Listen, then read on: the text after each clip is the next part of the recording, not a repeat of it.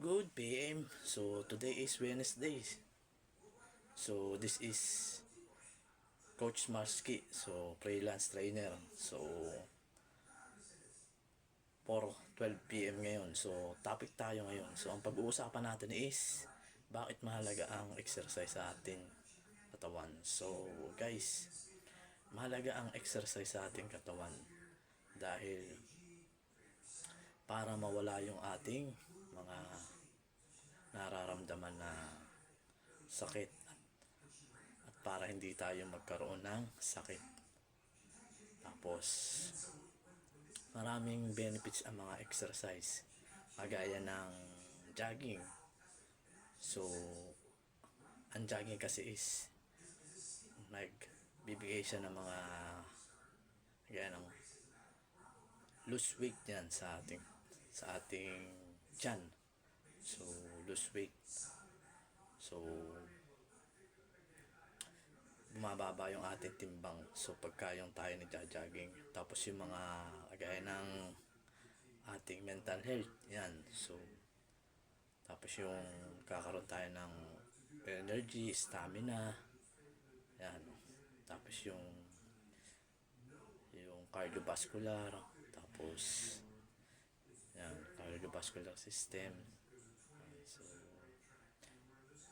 tapos yung increase strength yan. So marami mga benefits yan, hindi lang kagaya ng mga resistance training yan. Tapos mga cardio yan. So yung mga benefits niya sa training, mahalaga talaga ang exercise sa atin guys. Kung ikaw guys may plan ka na mag-workout o mag-exercise, so simulan mo na ngayong taon na to para maging physically fit at healthy tayo ngayon taon na to at hindi tayo magkaroon ng sakit, at ma-achieve mo rin yung iyong dream body na hinahangat. So yun nga guys, in-explain ko bakit mahalaga yung ating exercise. So yung workout. Yan. So yun lang guys. So maraming salamat at thank you. Subscribe nyo yung aking YouTube channel, Marchki. March Lifestyle.